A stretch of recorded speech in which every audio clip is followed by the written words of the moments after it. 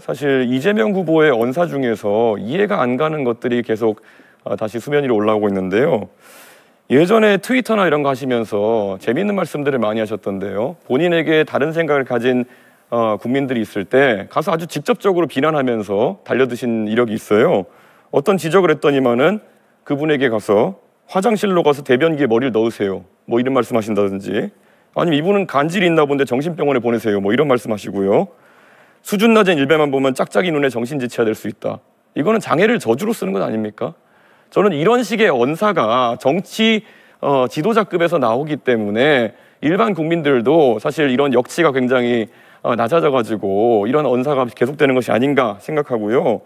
올해 4월에 고등학교에서 이제 폭력 사건이 발생했는데요.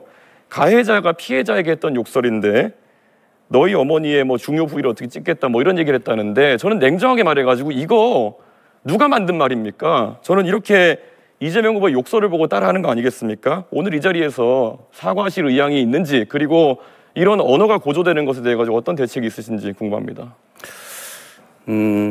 일단은 저의 부족함에 대해서는 그간에 수차 사과 말씀을 드렸고 뭐 다시 사과드리겠습니다.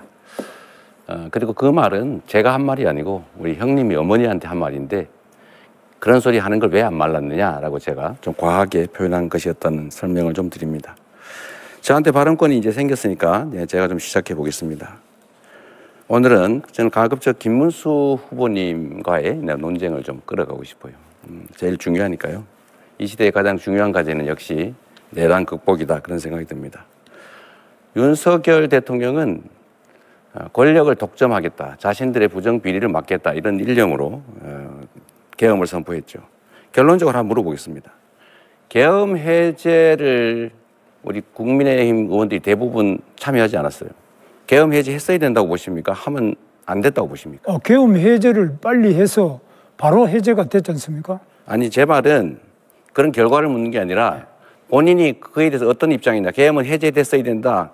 저는 계엄 자체를 아주 원칙적으로 반대하고요. 네, 제가 계엄에 대해서는 뭐 누차 지금 72년도 유신 때도 계엄 때문에 피해를 받고, 80년에도 50 때도 제가 계엄 때문에 삼천교육 대상자가 됐습니다. 계엄은 저는 절대 반대고, 계엄 해제는 뭐 더 말할 것도 없이 있을 수 없는 거죠. 제가 몇 가지 더 물어보겠습니다. 우선은 그 국회에서 국무위원들 사과할 생각 없느냐, 기립해서 사과해라 그랬을 때 유일하게 일어나지 않으셨거든요. 사과할 생각이 없었던 겁니까? 그런 방식의 사과도 아니고 그냥 그거는 일종의 그런 군중 재판식으로, 그 어떤 국무총리를 불러내가지고 소영교 의원이 사과를 하라 그러면 사과를 했는데, 저를 국무총리가 4번이나 했습니다. 사죄의 절을. 그런데 자리에 앉아있는 의원들이 더불어민주당 중심으로 해서 전부 고함을 지르면서 전 국무위원들이 일어나서 100배 사죄를 하라든지, 이거는 일종의 폭력이지. 그건 사과도 아니고 국회도 아니죠. 그런 식으로 하면 안 되죠. 사과할 마음은 있었습니까? 사과는 계엄 자체를 저는 반대한다. 아예 자체를 반대하고. 좋습니다. 그러면 그 다음 단계를 한번 물어보죠. 네. 윤석열 대통령에 대한 탄핵, 그리고 파면, 구속에 동의하십니까?